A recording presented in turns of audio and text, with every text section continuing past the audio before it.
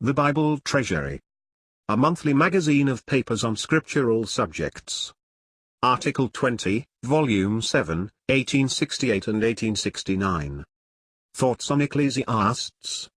1869, 209. From two opposite points of view is life on earth generally regarded by mankind. The one half view it as a prospect opening out before them, the other half take a retrospective survey of all they have passed through. Like the cloudless morning of a long summer's day does it appear to one just emerging out of childhood, as radiant with hope he starts forth on his journey to realize the dream of his boyhood.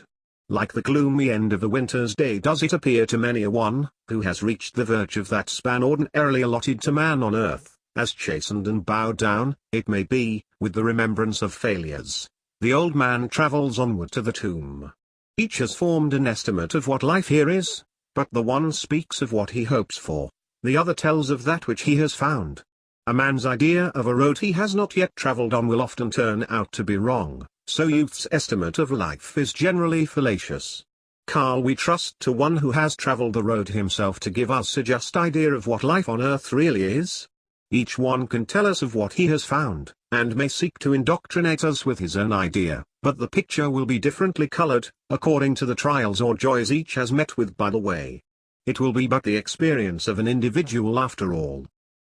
Man wants something more. Where shall he find it? The wisdom of the ancients cannot supply it, the researches of those who have lived in our day cannot furnish us with it. It needs one gifted with real wisdom to estimate it. It needs one able to search diligently into the things of earth to discover it. One and one only of the children of Adam has been competent for the task, and he as competent has undertaken to perform it.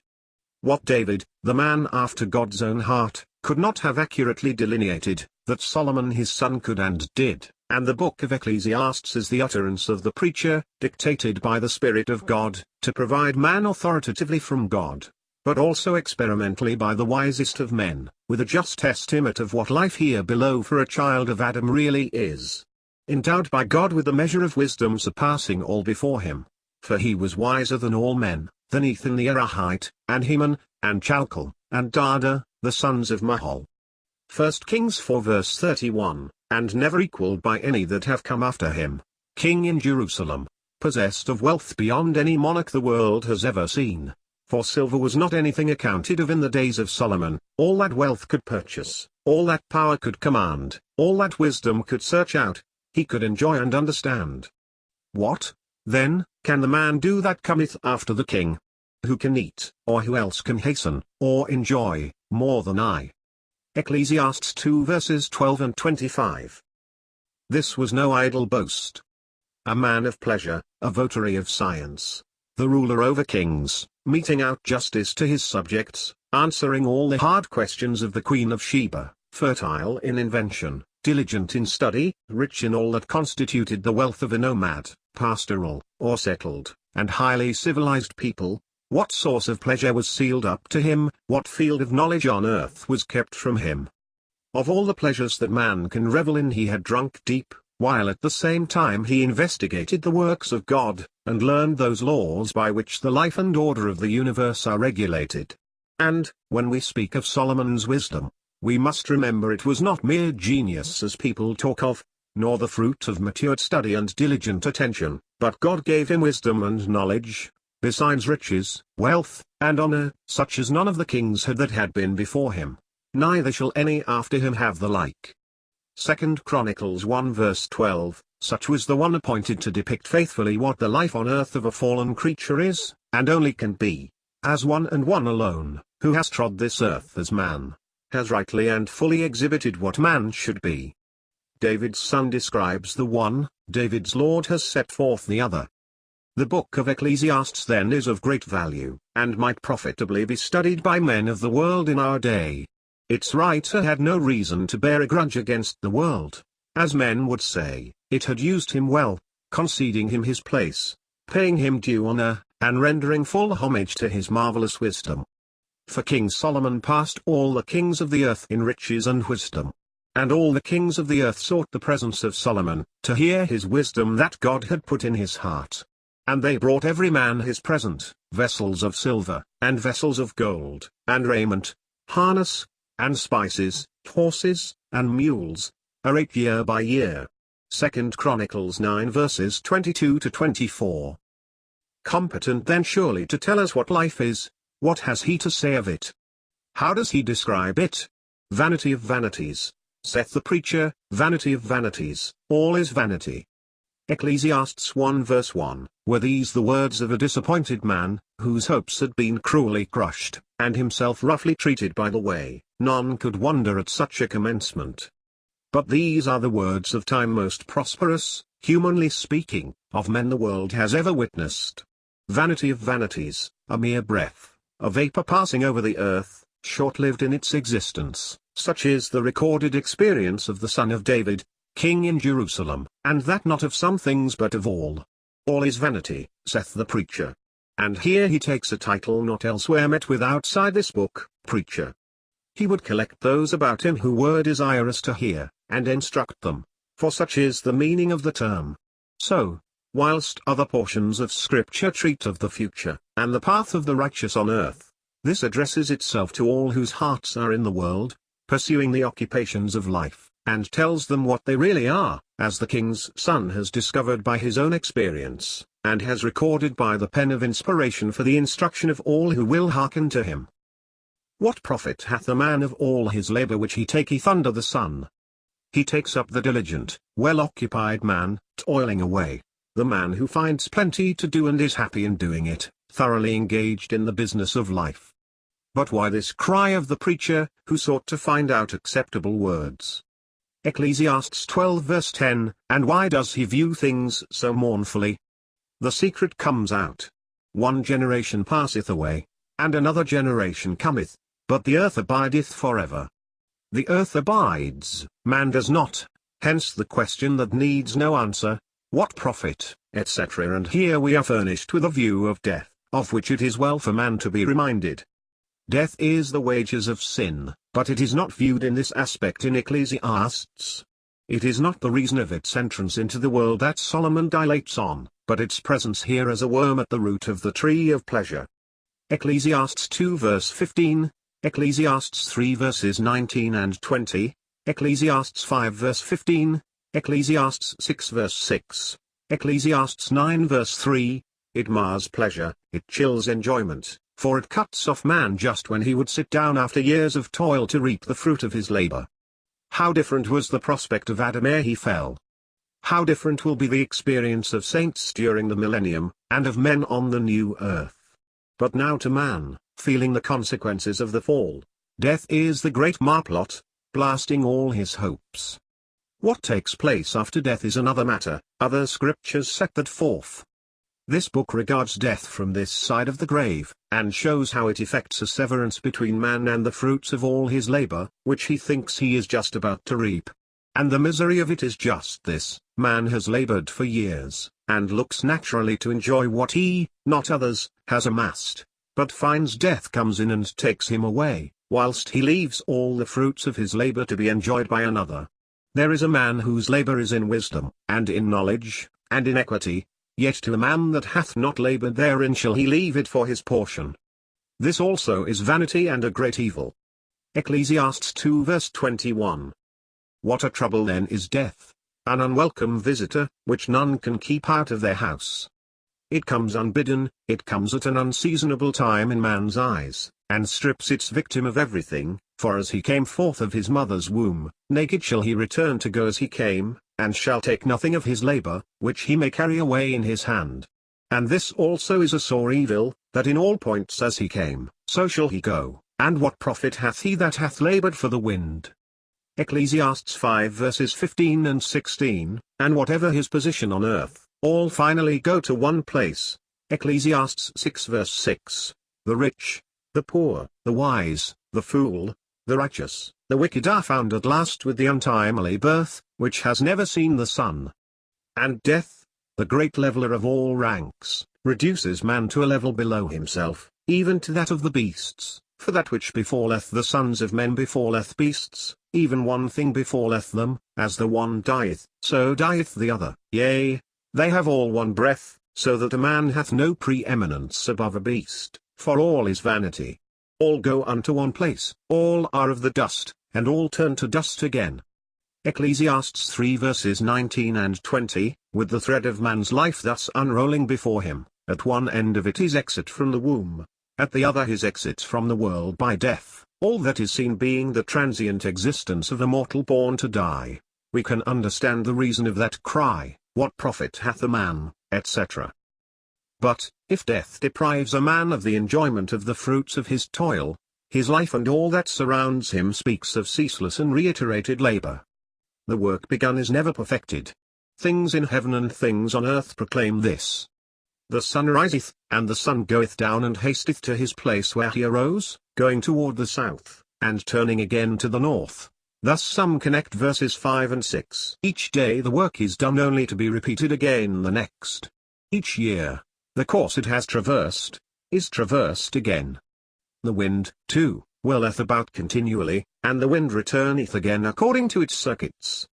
The rivers are ever running to the sea, yet the sea is not full. Unto the place from whence the rivers come thither they return again, or perhaps better, unto the place where the rivers go, thither they turn to go. All things are full of labor, man cannot utter it, the eve is not satisfied with seeing, nor the ear filled with hearing. Thus nature would teach him, if he regarded it aright, that here as yet no abiding rest can be enjoyed. Life is a busy scene. What has been will be, and there is nothing new under the sun. And to complete the picture of vanity, there is no remembrance of former things, neither shall there be any remembrance of things that are to come with those that shall come after.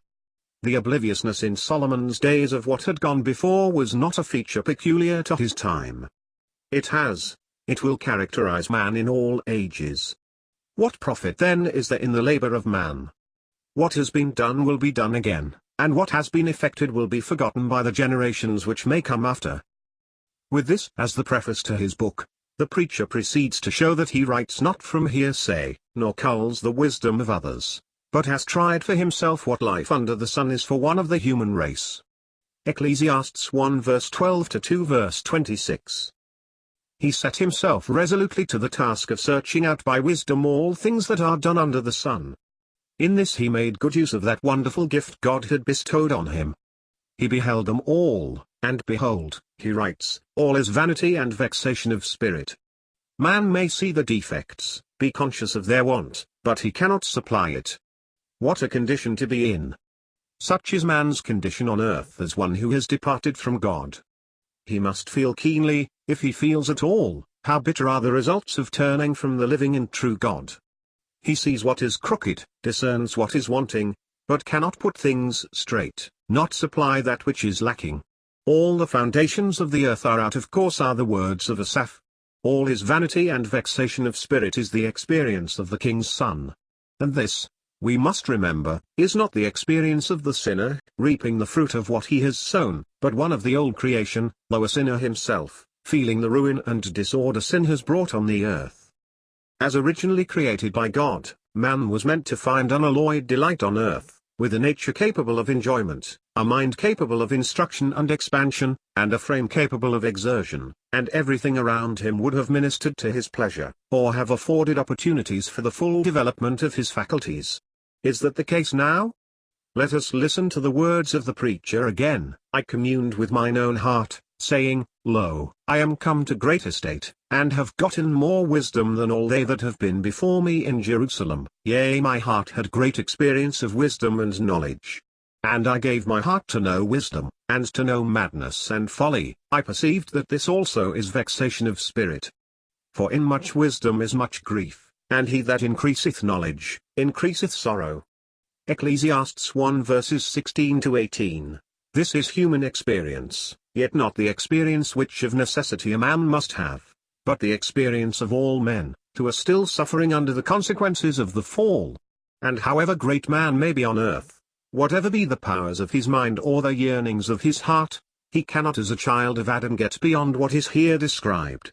Like some fair ruin, with here and the traces of exquisite workmanship still remaining, by which we can contrast the evident design of the architect with the present condition of the building, so we can discern in man's feelings and powers what he was originally capable of, whilst compelled to own he is but a wreck of that noblest of God's works first seen on the sixth day of creation. But whence did he acquire that experience which enabled him to pronounce such a verdict on all the pursuits of men under the sun? He tells us, I said in mine heart, go to now, I will prove thee with mirth. Therefore enjoy pleasure, and, behold, this also is vanity. I said of laughter, it is mad, and of mirth, what doeth it? I sought in mine heart to give myself unto wine, yet acquainting, or guiding mine heart with wisdom, and to lay hold on folly, till I might see what was that good for the sons of men which they should do under the heaven all the days of their life. I made me great works, I builded me houses, I planted me vineyards, I made me gardens and orchards, and I planted trees in them of all kind of fruits, I made me pools of water to water therewith the wood that bringeth forth trees, I got me servants and maidens, and had servants born in my house. Also I had great possessions of great and small cattle above all that were in Jerusalem before me. I gathered me also silver and gold, and the peculiar treasure of kings and of the provinces. I got me men singers and women singers, and the delights of the sons of men, as musical instruments, and that of all sorts, or as it might be rendered, and perhaps more correctly, a wife and wives, that is, many wives. So I was great, and increased more than all that were before me in Jerusalem, also my wisdom remained with me. And whatsoever mine eyes desired, I kept not from them, I withheld not my heart from any joy, for my heart rejoiced in all my labor, and this was my portion of all my labor. Ecclesiastes 2 verses 1-10, such was the wide range of pleasures intellectual and carnal that he explored. Nothing was withheld of any joy. But whilst entering so keenly into all that he describes, he tells us his wisdom remained with him. Fully competent then was he from personal experience, and from the wisdom which never forsook him, to estimate aright what all this was worth. Would not such a one be satisfied with what this life afforded? If others less favored were disappointed, he at least had his fill of everything he desired. And, having drunk deep of all that could be indulged in, he has left on record what he found it all to be. Behold, all was vanity and vexation of spirit, and there was no profit under the sun. The value of wisdom he discerned. It excelleth folly, as far as light excelleth darkness, but to the fool as well as to the wise death comes, and after death the fool and wise are forgotten. Yea, the wise man dieth as the fool. Hence he hated life, and behated all the labor which he had labored under the sun, because he must leave it to the man that shall be after him, and who knoweth, he mournfully asks, whether he shall be a wise man or a fool. History answers the question, and illustrates forcibly the vanity of all things which he felt so keenly. Rehoboam forsook the counsel of the old men that had stood before Solomon his father, and lost by his act of folly the allegiance of the 10 tribes. He forsook also the Lord after 3 years of his reign had elapsed, witnessed the invasion of Shishak king of Egypt, and lost the treasures Solomon had amassed. The shields of gold went to swell the coffers of Egypt, and Rehoboam had to substitute shields of brass in their stead. From speaking of himself, Solomon turns to others, and taking a survey of all things done under the sun, declares all is vanity. Of wealth he speaks. It has its use. Money is a defense. Ecclesiastes 7 verse 12, it is God's gift, yet how often do men feel the vanity of it all? Coveted, toiled after as the one great good, the man acquires wealth, fills his coffers, and yet is unsatisfied. If childless, we may desire offspring, but children are God's gift, not to be purchased by money. If he loves silver, he will not be satisfied with it. Ecclesiastes 5 verse 10, how can things of earth really satisfy an immortal spirit? If he feasts his eyes with his money today, it may vanish away shortly, and he be left with an heir, his own child, born to inherit beggary. Verses 13 and 14, again, if he has been prospered to the last, and his riches have not fled away, he must leave them, for as he entered the world, so must he leave it. Death summons him but not his goods with him. All that he has remains behind him, whilst he, naked as he entered the world, passes out of it by the portal of death. Riches cannot satisfy the soul, they cannot buy off death, nor can their owner ensure their attention for the morrow. So Solomon admonishes his fellow creatures, what profit hath he that hath labored for the wind? Again the preacher speaks and discourses about wisdom. He acknowledged its value. for none were more competent than he was to speak of it.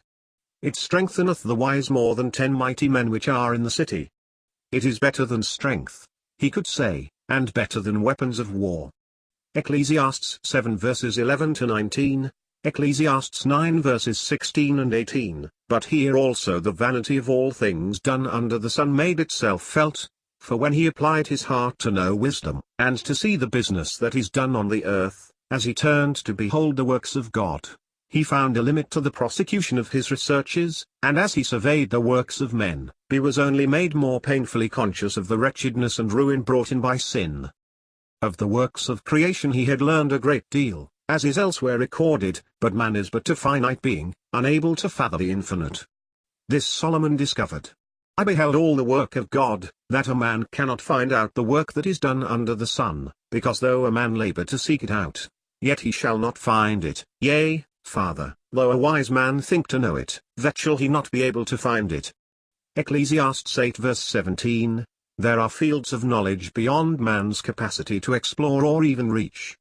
He may, like Solomon, arrive at this point, to learn from all he knows how little he knows, how knowledge acquired is the mother of many a question which the student is unable to answer, and how incompetent he is to understand even all that he sees around him. Such must ever be his condition here. By the light of revelation we can look onward to a day when we shall, but not down here, know as we are known. Turning to investigate the actions of men, he may learn the evils that are done under the sun, the crying injustice, the lawlessness, the frauds, and many acts of oppression that are constantly practiced amongst men, to find, whilst he sees them, his powerlessness to hinder them. Ecclesiastes 3:16, Ecclesiastes 8 verse 14. Another arm is alone able to restrain the lawless, another mind than any of Adam's fallen descendants can alone devise the remedy. The day of the Son of Man must dawn ere one will be found on earth competent to put things straight. How often is justice now perverted? The righteous suffer, and the guilty go free. Folly is set in great dignity, and the rich sit in a low place. Servants ride on horses, and princes walk as servants on earth. Ecclesiastes 10 verses 6 and 7, and the wise man, courted for his help in time of pressing need, is forgotten when the hour of distress has passed away. Ecclesiastes 9 verses 1 and 5. Thus wisdom may disclose to its possessor what is wrong, and make him feel the bitterness of it, sensible all the time of his powerlessness to correct it. To know good and evil was the bait held out by the serpent, to be just like God. The wise man sees clearly the evil, knows what ought to be, but learns he cannot do it. And woman, originally God's provision for man, his suited help, is found to become, when a tool of the enemy, an instrument for his everlasting ruin. Ecclesiastes 7 verse 26 to 29. After this we may be prepared for the picture presented at the close of the book.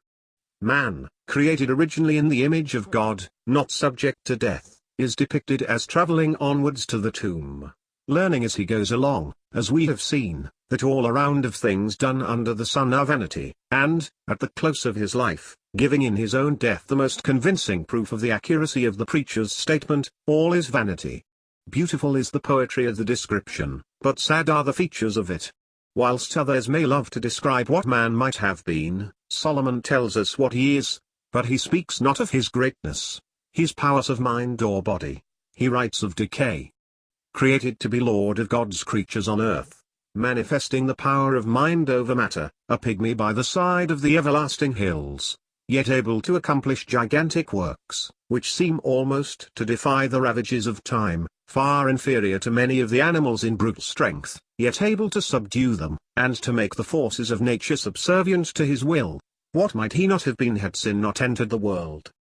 A worn-out vessel, his strength decayed, his knees tottering, his hands trembling, his sight failing, his ears dull of hearing, all that once charmed him able to charm him no longer, a mere wreck of what he was, awaiting the hour of his departure to his long home, such is he as described by Solomon. Who will wonder that the burden with which he began is the burden with which he ends? Vanity of vanities, saith the preacher, all is vanity. Ecclesiastes 1 verse 2, Ecclesiastes 12 verse 8. But amid all that spoke of vanity there was another subject he touched on, for, being wise, he taught the people. He had spoken at length about man and his works. He speaks briefly about God and what he does. And what he says about God. For the name Jehovah does not occur in the book, only brings out in higher relief the ruined condition of man. Man abideth not, his thoughts perish, his works crumble to dust, his name is forgotten. Created originally not for death, he is now born to die, but God abides. I know that whatsoever God doeth it shall be forever. Nothing can be put to it, nor anything taken from it. Ecclesiastes 3 verse 14, here in the midst of what is transient is something permanent. This he had found and desired to impress on others. Ecclesiastes 5 verses 1 to 7, Ecclesiastes 11 verse 9, Ecclesiastes 12 verse 1, he would tell the creature of the Creator. It is not grace that he is charged to proclaim, it is not salvation he is empowered here to offer, but to God's creatures, responsible as such to him that made them, he would speak. The Creator will take cognizance of, and make judicial inquiry into, the actions of his creatures. This none can escape, and of this all need to be reminded. And now that he has exposed the vanity of all things that are done under the sun, he opens out the only word for man to follow. Let us hear the conclusion of the whole matter: fear God, and keep his commandments, for this is the whole duty of man. Ecclesiastes 12 verse 13, the fuller light that we possess confirms all that Solomon said of man, and tells us likewise more about God, but the principle here enunciated is true for all time. The creature should own the authority of God, and yield implicit obedience to all he is pleased to enjoin. For God shall bring every work into judgment, with every secret thing, whether it be good, or whether it be evil. And just where Ecclesiastes ends, Proverbs begins. Ecclesiastes exposes the vanity of all things here, Proverbs tells us of true wisdom. Ecclesiastes landsman as man in decay and death, Proverbs holds out life, and tells us how to walk wisely on earth. In perfect keeping with this are the subjects of their closing chapters. What Ecclesiastes describes has been briefly referred to. What Proverbs speaks of, is man and woman in their respective spheres, the man, King Lemuel, ruling, the woman, the virtuous wife guiding the house wisely and well. We see them each in their work, but we read of no end to it. Death is not introduced as cutting short their career of usefulness, or carrying them away when helpless by old age. They exemplify what Solomon had taught his son would flow from the possession of that wisdom which is to be desired, life. And we close the book, feeling that we leave them, as it were, the one on the throne and the other in the house. We come to the end of the book of Proverbs, but we leave them still in life and activity. C. E. Stewart.